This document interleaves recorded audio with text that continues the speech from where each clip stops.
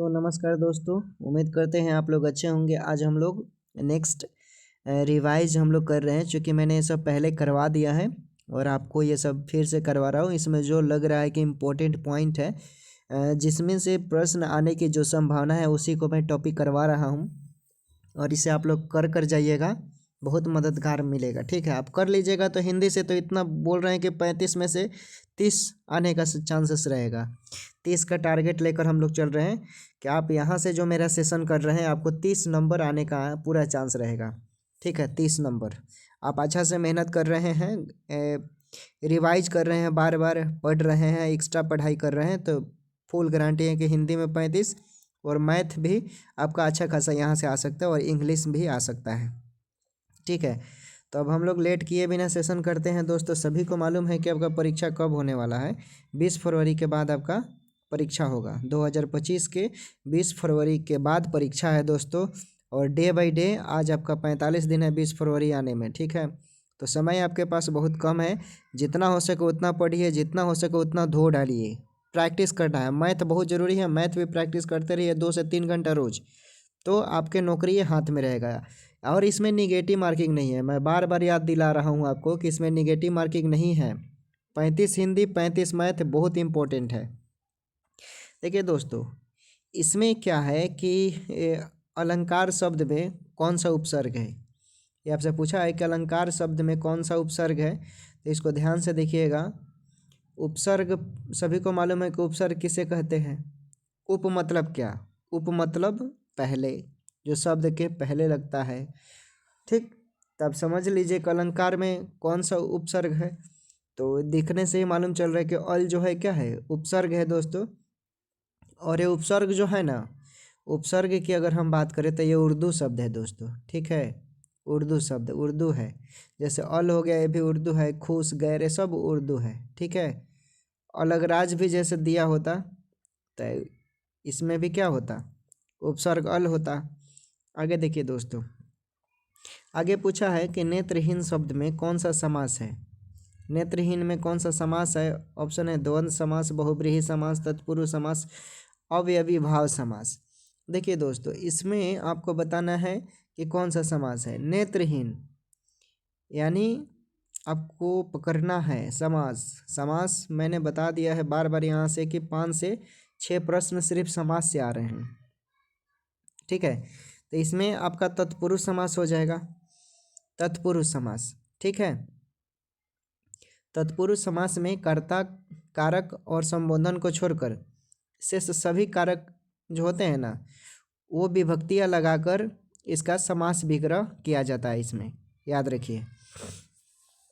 ठीक है, तो यहाँ पर नेत्रहीन है दोस्तों, तो नेत्रहीन में तृतीय तत्पुरुष, मतलब तृतीय पद जो है, तीसरा, वही क्या है, तत्पुरुष है। ठीक, आगे पूछा है कि मेरी गोद में बिल्ली है, इस वाक्य में कौन सा कारक है। मेरी गोद में बिल्ली है, ऑप्शन देख लेते हैं। मेरी गोद में बिल्ली है, इसमें कौन सा कारक है? अपदान कारक, संप्रदान कारक, कर्म कारक या अधिकरण कारक।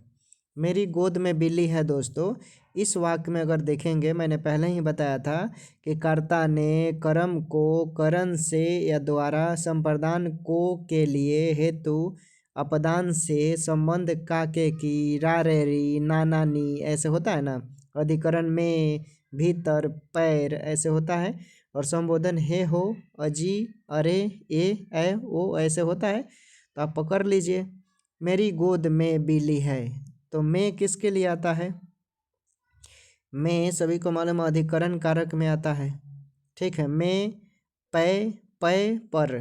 ठीक है, तो क्या हो जाएगा, अधिकरण कारक हो जाएगा। एक बार हम फिर से लिख देते हैं दोस्तों। कर्ता ने सभी को मालूम है, कर्ता ने कर्म को करण से या द्वारा। उसके बाद चौथे नंबर से दिक्कत होता है, यानी संप्रदान से क्या क्या होता है। तो देखिए, संप्रदान से होता है दोस्तों को, के लिए, को या के लिए। उसके बाद हेतु, संप्रदान में क्या आता है, हेतु भी आता है, निर्मित आता है, वास्ते आता है। याद रखिएगा, संप्रदान याद करवा देते हैं। संप्रदान को, के लिए, हेतु, निर्मित, वास्ते। संप्रदान को के लिए, हेतु निर्मित वास्ते, संप्रदान को के लिए हेतु निर्मित वास्ते, याद कर लीजिएगा।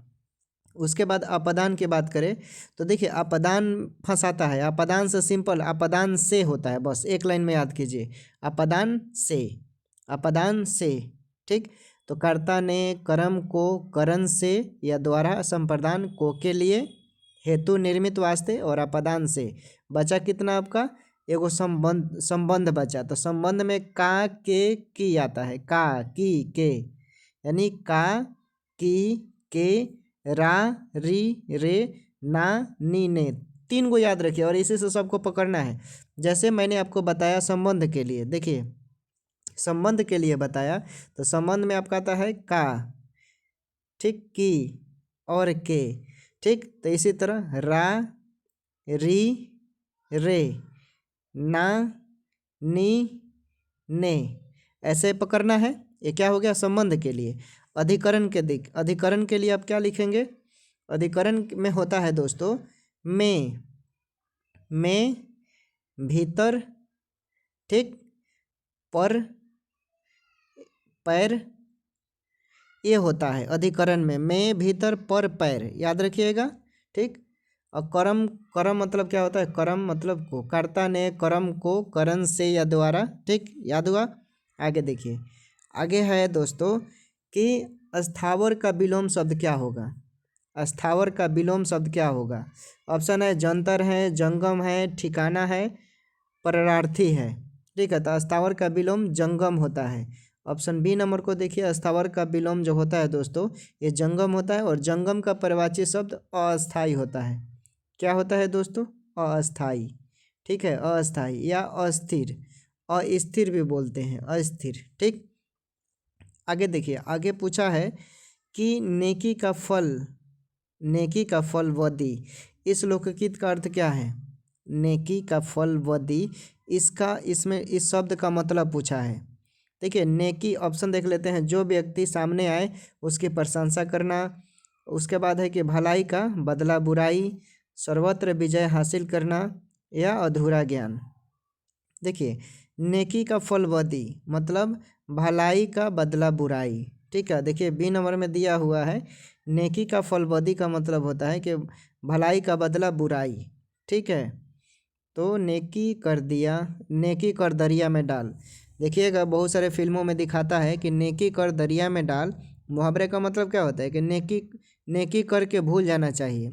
ये नहीं बोलना चाहिए कि अगर आप किसी को 40-50 हज़ार रुपये दे दिए, ठीक है, और उसको ताना मारते रहिए कि भाई पैसा दिए हैं वो दिस डैट ऐसे वगैरह, तो ये मतलब ऐसा नहीं, किसी को दे दिए, अगर आप किसी को कर्जा भी दे रहे हैं, अगर वो 2 महीने के लिए ले रहा है, 3 महीने के लिए, तो उसको उसी वक्त टोकना चाहिए, ठीक है। चाहे आपने 5 किलो किसी को अनाज दे दिया या 2 किलो आटा दे दिया, आपका रूममेट है, तो भाई आज आटा नहीं है तुम दे दो, 2 दिन बाद दे देंगे, तो फिर टोक दो कि नहीं तेरे को दिया था ना मैंने 2 केजी आटा जब तेरे पास नहीं था, है। तो ये हुआ, ठीक है। नेकी कर कर भूल जाना चाहिए, ठीक।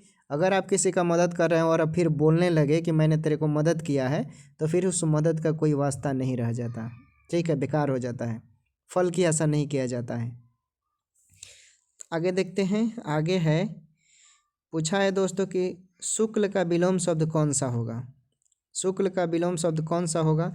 ऑप्शन है निःशुल्क, शुल्क, सशुल्क है, कृष्ण है या सरस है। तो शुक्ल का विलोम सशुल्क कृष्ण होगा, ठीक है। शुल्क का विलोम दोस्तों कृष्ण होगा, ठीक है, याद रखिएगा। शुक्ल का विलोम क्या होता है, कृष्ण होता है। अगर आपसे यहीं पे सरस का विलोम पूछता है तो क्या बोलते, तो सरस का विलोम नीरस होता है। क्या होता है दोस्तों, सरस का विलोम नीरस होता है। अगर यही आपसे पूछा निःशुल्क, तो निःशुल्क का विलोम क्या हो जाएगा, सशुल्क, जैसे ये देखिए दिया हुआ है सी नंबर में, ठीक, याद हुआ। चलिए आगे देखते हैं। आगे पूछा है कि महाप्राण व्यंजन नहीं है कौन इसमें से, महाप्राण व्यंजन नहीं है कौन इसमें से, ठीक है। और नीचे ऑप्शन है क ख ग ऐसे दिया हुआ है, यहाँ पर ख दे दिया है, घ दे दिया है और च दे दिया है, ठीक है। तो महाप्राण व्यंजन इसमें बताना है, ठीक है। तो देखिए दोस्तों ये जो क है ना, ये महाप्राण व्यंजन नहीं है। जिन व्यंजनों के उच्चारण में अधिक वायु लगती है उन्हें ही महाप्राण व्यंजन कहते हैं। फिर से समझिए, जिन व्यंजन वर्णों के उच्चारण में अधिक वायु लगती है उन्हें महाप्राण व्यंजन कहते हैं। ठीक, क देख लीजिए, क, ख, ठीक है, क में नहीं है, ख में कम है, घ में कम है, च में कम है, लेकिन क में देखिए आप उच्चारण कर कर ज़्यादा है। ठीक है, वायु का उच्चारण इसमें ज़्यादा लग रहा है, इसलिए महाप्राण व्यंजन, चूँकि इसमें बोला है कि महाप्राण व्यंजन नहीं है, जबकि क क्या है आपका ये नहीं है, सॉरी, महाप्राण व्यंजन नहीं है तो क नहीं है, बाकी ख ग च जो है ये महाप्राण व्यंजन है। चूँकि महाप्राण व्यंजन का ही उदाहरण ही होता है, उसका परिभाषा ये कि जिन व्यंजन का उच्चारण में अधिक वायु लगता है उन्हें महाप्राण व्यंजन कहते हैं। ठीक है ना। और हम लोग जानते हैं कि प्रत्येक व्यंजन वर्ग के द्वितीय और चतुर्थ व्यंजन जो होता है ना वो महाप्राण होता है। जैसे ख हो गया, ठीक है, घ हो गया, छ हो गया, झ हो गया, ठ हो गया, ढ हो गया। ठीक है, इस समय देखिएगा वायु का उच्चारण ज़्यादा लगता है। चलिए आगे देखते हैं। आगे है, पूछा है कि भरपेट शब्द में निम्न में से कौन सा समास है। भरपेट शब्द में कौन सा समास है। दोस्तों मैंने बताया था कि जिस शब्द से अवयव का बोध हो, ठीक है ना, और उत्तर पद प्रधान हो, उसी को अवयवी भाव समास बोलते हैं। ऑप्शन में देखिए कहीं है, ये सी नंबर में आपका क्या है, अवयवी भाव समास। ठीक है ना, पहला खंड अवयव होना चाहिए, उसी को अवयवी भाव समास बोलते हैं। तो भर देख लीजिए, इसमें अवयव पहले ही दिखाई दे रहा है, झलक रहा है। ठीक, भर, जैसे इसमें भर है और क्या है, भर और मात्र, ये लगा कर भी हम समास बनाते हैं, सभी को मालूम है। भरसक हो गया, भरात हो गया, ये सब।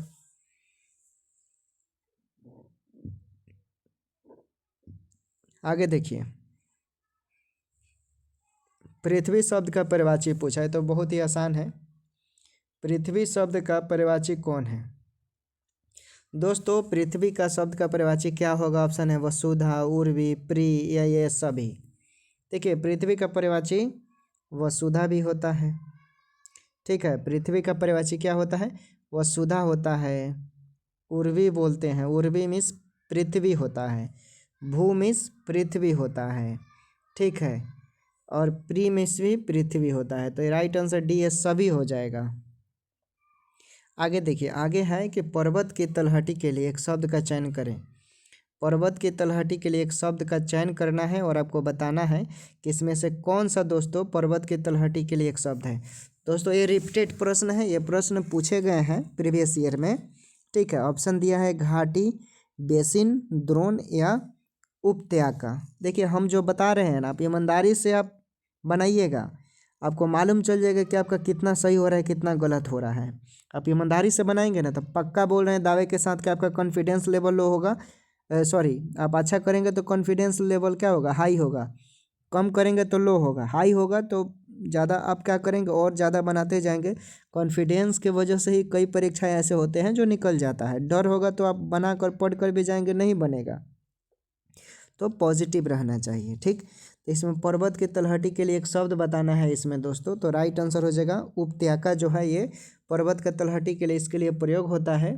ठीक है, आपसे अगर बेसिन पूछता तो बेसिन जैसे वह समस्त भू क्षेत्र जहाँ तक कि जल किसी नदी और उसकी सहायक नदियों से होकर प्रवाहित होती है उसको बोलते हैं बेसिन।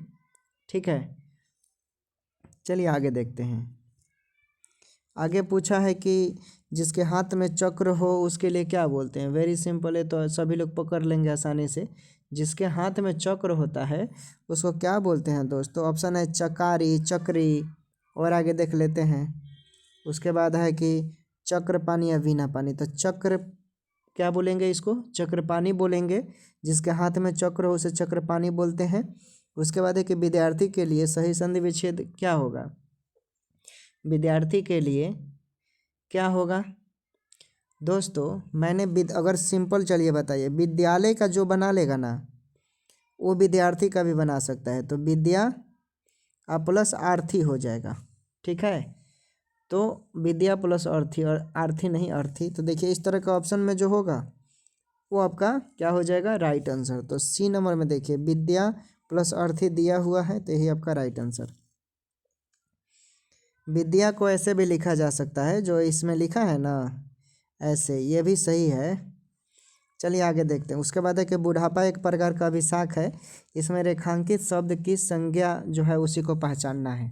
ठीक है, बुढ़ापा एक प्रकार का अभिशाप है दोस्तों, ये जीवन का वास्तविक सत्य है। अभी हम लोग जवान हैं, ठीक, अभी हम लोग जवान हैं, 24-25 साल 26 साल की उम्र में हैं लोग दोस्तों।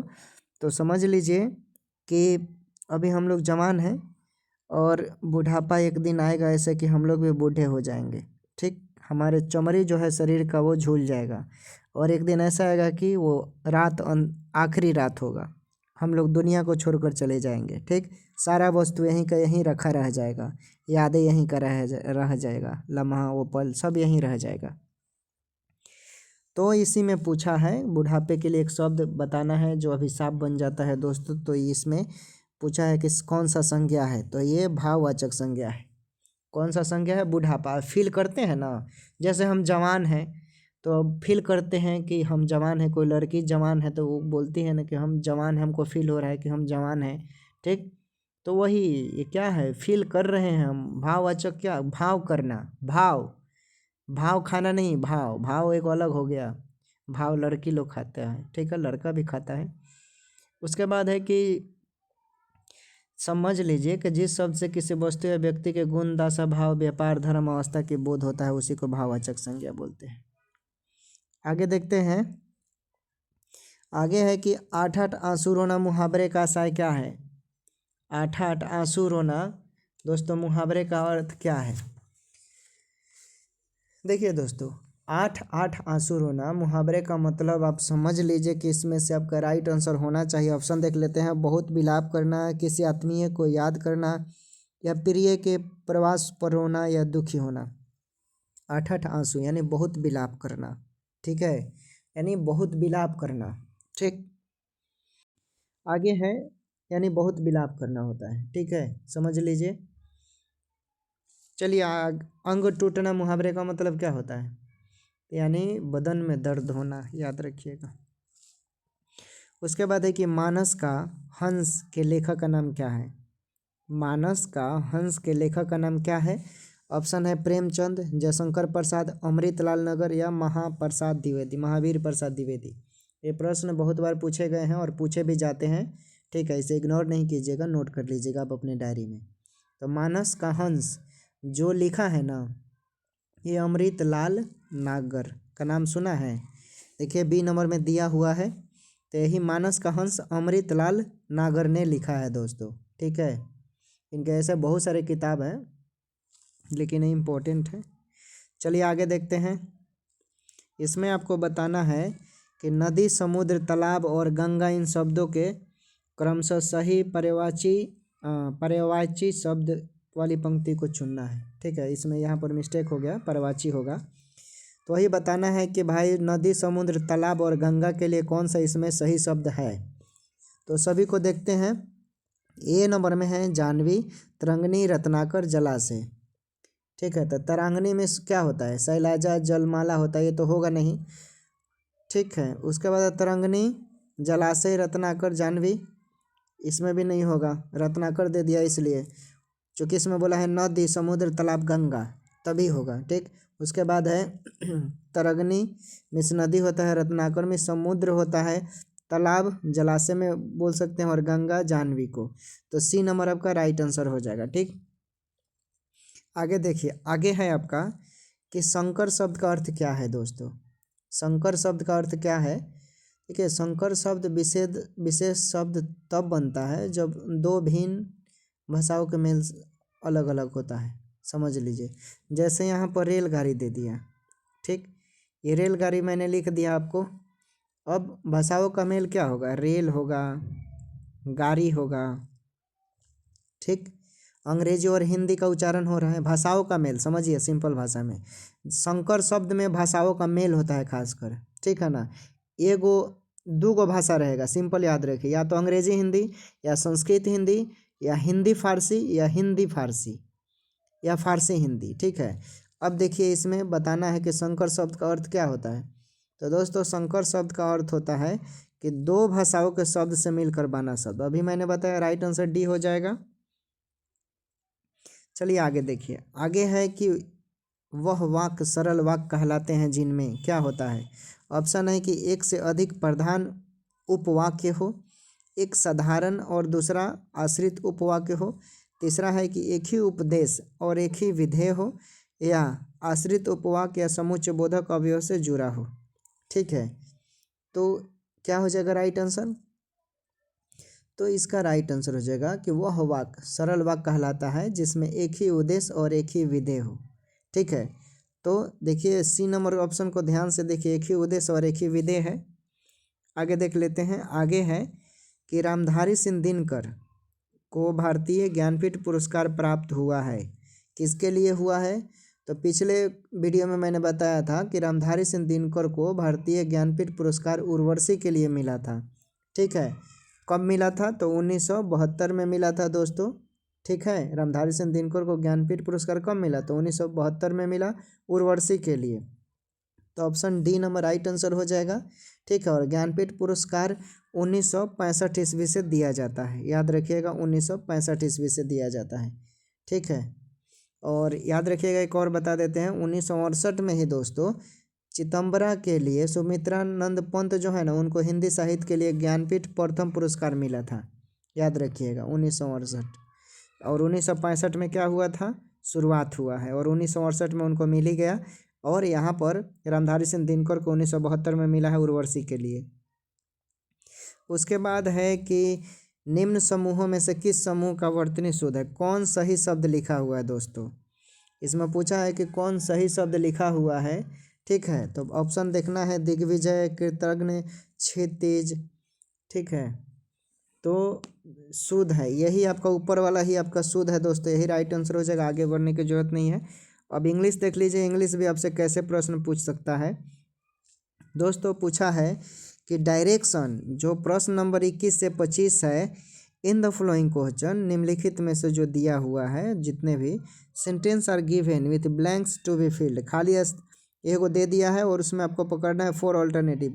ठीक है, 4 गो ऑप्शन दिया है जिसमें से एगो अलग होगा। ठीक है, वो इसी को पकड़ना है कि this antique sculpture sculpture is Indeed. इसमें आपको बताना है दोस्तों कि जो ये एंटिक स्कल्पचर है, एंटिक स्कल्पचर देखिए, इसके लिए कौन सा शब्द प्रयोग होना चाहिए। ठीक है, तो देखिए एंटिक स्कल्पचर के लिए, चूँकि इसका मतलब होता है जो बहुमूल्य होता है, यानी प्राइसलेस। देख लीजिए कहीं है तो राइट आंसर आपका सी हो जाएगा, प्राइसलेस दिया हुआ है। आगे देखिए, आगे है कि he ran towards his mother dash and hugged her. Hug मतलब गले लगाना। ठीक है, तो माँ की ओर खुशी से दौड़ना और उसे गले लगाना। तो इस प्रकार यहाँ पर जो खाली स्थान है उसके लिए, मतलब माँ को कोई भाई दुखी से तो गले लगाएगा नहीं। ठीक है, खुशी खुशी गले लगाता है। माँ तो माँ होती है, सबकी माँ होती है, और माँ जैसा इस दुनिया में कोई खूबसूरत चीज़ है ही नहीं दोस्तों। ठीक है ना, सबकी माँ, माँ जो है ना, ये दुनिया की सबसे खूबसूरत वस्तु है। वस्तु मतलब प्राणी। ठीक है, इंसान जिसमें जीव हो। तो इसका राइट आंसर क्या हो जाएगा? गैली हो जाएगा। गैली में होता है, गिला गिला बोलते हैं ना, गले गले गले ऐसे बोलता है लोग, तो उसी को बोलते हैं हैप्पी। ठीक है, आगे देख लेते हैं। अब जैसे यहाँ पर पार्शियली लिखा हुआ, तो इसका मतलब क्या होता है? आंशिक रूप से। ठीक है, इस स्पाइटफुली का दुर्भावपूर्ण, यहाँ पे बी नंबर में दिया हुआ है। इवेंटफुली, इवेंटफुली का मतलब होता है अंततः। आगे देखिए, आगे है दोस्तों कि visitors come from all over the world to dash the Shalimar Garden. देखिए इसमें भी आपको खाली स्थान भरना है कि क्या होगा, यहाँ पे सही शब्द को बताना है। ठीक है, यानी to become conscious of something using your eye. आप आँख के लिए प्रयोग कर रहे हैं, तो आँख में मतलब क्या हो जाएगा? देखना। ठीक, देखिए ऑप्शन में दिया हुआ है बी राइट आंसर। आगे देखते हैं। आगे है दोस्तों कि the thief was taken to the police station but the dash revealed nothing. तो पुलिस के द्वारा भाई क्या किया जाएगा, पुलिस पूछताछ करता है ना, उसको अंग्रेजी में क्या बोलते हैं, इंट्रोगेशन बोलते हैं ना। ऑप्शन में कहीं देखिए दिया हुआ है, बी नंबर में दिया हुआ है इंट्रोगेशन मतलब पूछताछ करना, तो वही काम होता है। आगे देख लीजिए, लास्ट प्रश्न है खाली स्थान का, you should pay little more attention to your dash, यानी आपको अपने बाह्य रूप पर थोड़ा ध्यान देना चाहिए। बाह्य रूप के लिए क्या हो जाएगा, इसके लिए तो इसके लिए प्रयोग होना चाहिए अपीयरेंस। अपीयरेंस मतलब अपीयरेंस शब्द ही लेना पड़ेगा, बाह्य रूप के लिए यही प्रयोग होता है दोस्तों, तो राइट आंसर सी हो जाएगा। अब आगे देखिए आपसे क्या पूछा है कि 26 से 28 में in the following question 4 alternative are given for the item face दिया हुआ है बोल्ड लेटर में, choose the alternative which best express, जो अलग मीनिंग निकलता हो। कीप ट्राइंग बोलते हैं ना, keep it up, keep trying. अब बताइए इसके लिए कौन सा प्रयोग करेंगे कीप ट्राइंग के लिए, यानी कोशिश जारी रखना। कीप ट्राइंग मतलब कोशिश जारी रखना, तो इस चारों सेंटेंस में से साइलेंट, विली और डिबेट और कंटिन्यू ट्राइंग क्या होगा इसका मतलब, इसमें से देखिए इसके लिए कीप ट्राइंग कोशिश जारी रखना या कंटिन्यू ट्राइंग बोल सकते हैं। कंटिन्यू ट्राइंग देखिए डी नंबर में दिया हुआ है, तो यही आपका राइट आंसर हो जाएगा। उसके बाद देखिए कि he had to cool his heel before he could get an appointment with the doctor. ठीक, अब इसमें आपको बताना है कि कूल, इसमें दिया है दोस्तों कि कूल हिज हिल्स, ठीक है, कूल हिज हिल्स के लिए, तो इसके लिए प्रयोग क्या होगा, यानी कूल कूल हिज हिल्स यानी प्रतीक्षा कराना, किसी का इंतज़ार करवाना लंबे टाइम से, to be kept waiting for a long time. ठीक है, तो राइट आंसर इसमें से होना चाहिए आपका टू बी केप्ट वेटिंग, देखिए ए नंबर में दिया हुआ है। आगे है कि over the years we remained loyal through thick and thin,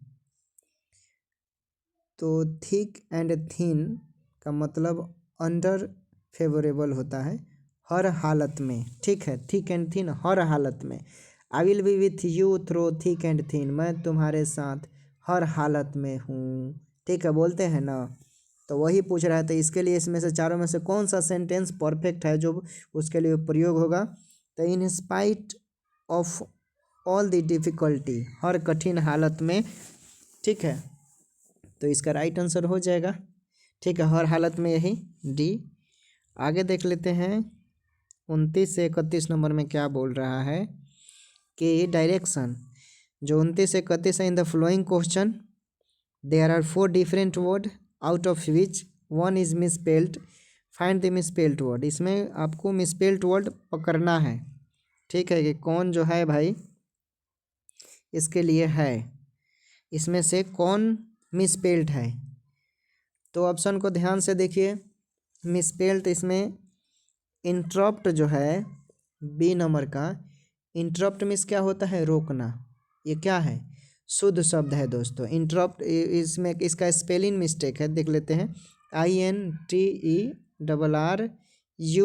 ऐसा लिखा हुआ है क्या, तो ये गलत है, इसलिए ये आपका शुद्ध शब्द अशुद्ध है, यानी इंटरप्ट ऐसे लिखा जाएगा, मतलब रोकना होता है। अब इसमें देखिए 30 नंबर में कौन भाई मिसपेल्ड है, गलत स्पेलिंग वाला, तो ऑप्शन को ध्यान से देखिए। हमको तो दिखाई दे दिया, आपको क्या दिखाई दे रहा है, एक्सीडेंट तो सही है, रिसिप्ट भी सही है, कॉलम भी सही है, ग्रेटफुल दोस्तों ये हमको सही नहीं लग रहा है। इसका ग्रेटफुल का स्पेलिंग होता है GRATEFUL,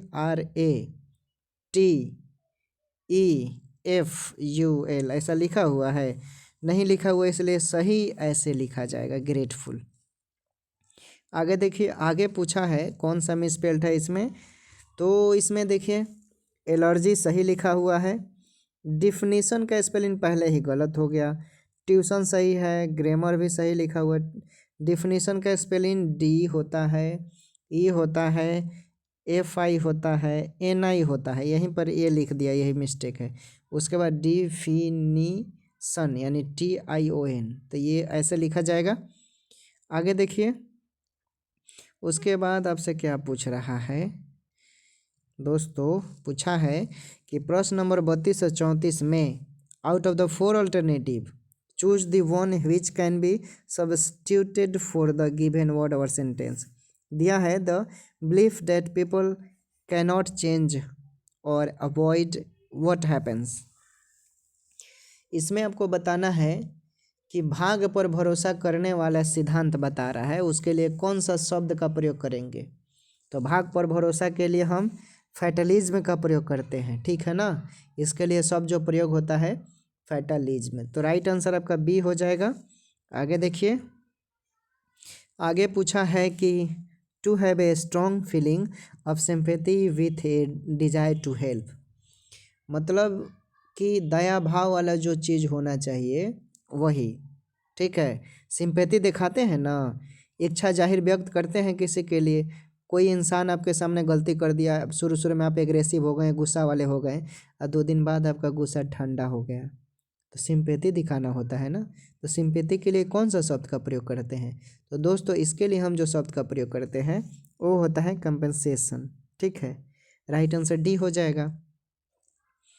उसके बाद है कि ये place where pigs are kept, मतलब सुअर बारा का नाम सुने हैं, जहाँ सुअर पाला जाता है। देखिएगा जंगली सुअर जो होते हैं, अभी झारखंड के मुख्यमंत्री थे, वो एगो पहले न्यूज में दिखा रहा था कि जंगली सुअर गए थे तो धूमधाम से वो लोग पका पका कर खाया था लोग, ठीक है।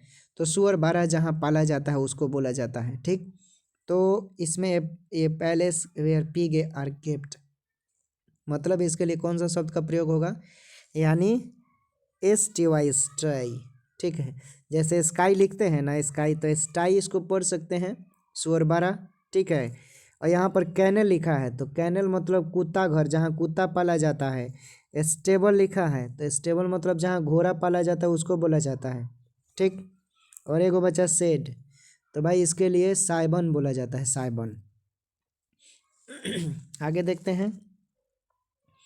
उसके बाद दोस्तों पूछा है कि डायरेक्शन 35 से 37 नंबर में कि out of the 4 go option दिया है, चूज वन बेस्ट एक्सप्रेस जो बताता है उसको आपको चुनना है। तो इसमें दिया है PI, क्या लिखा हुआ है दोस्तों, लिखा है कि PIL नहीं है, इसको PIOS पियस, ठीक है। या पायस भी बोलेंगे, जिसका मतलब क्या होता है पवित्र, क्या होता है पवित्र, ठीक है। तो इसका साइनोनिम क्या होगा, साइनोनिम पवित्र यानी धर्म से रिलेटेड है दोस्तों, ठीक है। तो राइट आंसर आपका रिलीजियस हो जाना चाहिए, और दिया हुआ भी है ऑप्शन में, इसलिए राइट आंसर ये हो जाएगा। आगे पूछा है कि रिजॉइस। देखिए दोस्तों, रिजॉइस मतलब आनंद मनाना होता है। आप सभी लोग न्यू ईयर मनाए होंगे, ठीक है। तो रिजॉइस किए होंगे आप, आनंद लिए होंगे, दोस्त के साथ गए होंगे, तो इसके लिए कौन सा इसका साइनोनिम क्या हो जाएगा। तो इसका साइनोनिम हो जाएगा आपका एक्सॉल्ट हो जाएगा। क्या हो जाएगा दोस्तों, एक्सॉल्ट, ठीक। राइट आंसर एक्सॉल्ट देखिए दिया हुआ है। उसके बाद आइसोलेट, आइसोलेट दिया हुआ है। आइसोलेट मतलब क्या होता है, पृथक करना, बोलते हैं ना वो, इसको आइसोलेट करो यानी अलग करो। तो इसके लिए साइनोनिम कौन सा होगा, यानी सेपरेट, बोलते हैं ना कि सेपरेट, हमको सेपरेट चाहिए, अलग रूप में चाहिए। तो इसके लिए भाई राइट आंसर क्या हो जाएगा, यानी डिटेक हो जाएगा, डिटेक। अभी खान सर बोले थे ना हमको डिटेन कर रहे हैं, खान सर को जिस दिन पुलिस पकड़े थे वो बोली ना कि आप हमको डिटेन कर लीजिए, यानी यहाँ पर डिटेक दिया है मतलब अलग करना, अलग रखिए, कर लीजिए। अब चलिए आगे देख लीजिए दोस्तों कि डायरेक्शन दिया है 38 से 40 नंबर में, in the following question out of the 4 alternative choose the one which best express the opposite meaning. उल्टा बताना है, उल्टा। फिल्थी लिखा हुआ है, फिल्थी, इसका मतलब होता है गंदा, क्या होता है गंदा। तो इसका उल्टा क्या होगा, साफ होगा दोस्तों। तो साफ देखते हैं ऑप्शन में कहीं, इसका तो सोइल्ड मीन्स बालू होता है, डर्टी मीन्स गंदा होता है, क्लीन मीन्स साफ होता है। देखिए बी नंबर में दिया हुआ है, राइट आंसर हो जाएगा। ठीक, आगे देखते हैं। आगे पूछा है कि फास्टेन, क्या पूछा है? फास्टेन। तो फास्टेन का सबसे पहले आपको हिंदी मालूम होना चाहिए। फास्टेन मतलब बांधना, जकड़ना। ठीक है, फास्टेन मीन्स बांधना, जकड़ना होता है। अब इसका उल्टा पकड़िए, क्या होगा भाई? बांधना का मतलब छोड़ना। देखिए रिलीज मीन्स छोड़ना होता है, तो यही हो जाएगा। कैच मीन्स तो पकड़ना होता है। अटैक, हमला थोड़े करना है, कनेक्ट जोड़ना थोड़े है। चलिए आगे देखिए 40 नंबर। उसके बाद है कि रिसेड, रिकेड पढ़ते हैं, ठीक है ना, तो पीछे हटना। रिसाइड भी कोई बोलता है ना, कोई कोई पर साइड हो जाए, लेकिन यहाँ पर साइड नहीं, रिकेड वाला फॉर्म पूछा है, ठीक है ना। देखिए भवेल के पहले अगर व्यंजन के पहले अगर स्वर होगा तो उसको सी को क पढ़ते हैं। ठीक, तो 40 नंबर का क्या होना चाहिए? सबसे पहले इसका हिंदी जानिए। पीछे हटना होता है। अब भाई आगे बढ़ना होगा। इसका राइट आंसर तो इसमें से कौन होता है आगे बढ़ना? इनलार्ज मीन्स क्या होता है? बढ़ना, बढ़ाना। ठीक है, तो ये जुड़ जाएगा इससे, तो राइट आंसर हो जाएगा। ठीक, ठीक है दोस्तों। अब कुछ ये इम्पोर्टेंट है, ये भी जान लीजिए, आप लोग के लिए बेनिफिट का है। आपसे पूछा तो नहीं जाएगा, अजंता की गुफाएं कहाँ स्थित है? तो अजंता की गुफाएं सभी को मालूम होगा, तो बता सकते हैं। अजंता की गुफाएं जो है महाराष्ट्र में है दोस्तों। कहाँ है? महाराष्ट्र में। ठीक है, तो राइट आंसर महाराष्ट्र में हो जाएगा। अब जैसे यहाँ पर तमिलनाडु दिया है, तो सभी को, चलिए तमिलनाडु का तो नहीं पूछता है, महाराष्ट्र का याद रखिए। देख लेते हैं इसमें क्या दिया है। दिया है कि भारतीय निर्वाचन आयोग के अनुसार राजनीतिक दल चुनाव पूर्व किस अवधि में अपना घोषणा पत्र जारी नहीं कर सकते हैं? तो ये घोषणा पत्र दोस्तों 48 घंटे के अंदर ये नहीं जारी कर सकते हैं। ठीक है, इसके लिए बहुत सारी प्रक्रियाएं होती है, जो होता है ना अनुच्छेद 324, उसके लिए। उसके बाद पूछा है कि निम्नलिखित में से कौन सा स्वतंत्रता सेनानी का संबंध काकोरी रेलगाड़ी डकैती से नहीं था? ये दो हम जोड़ दिए हैं नॉलेज के लिए। देखिए ये भगत सिंह का संबंध नहीं था दोस्तों इससे। ठीक है, और चौरी इसमें चंद्रशेखर आज़ाद थे, राम प्रसाद बिस्मिल थे, अशफाक उल्ला खां थे। 3 गोरा था लोग। ठीक है, बहुत रिस्पेक्टेड पर्सन थे लोग।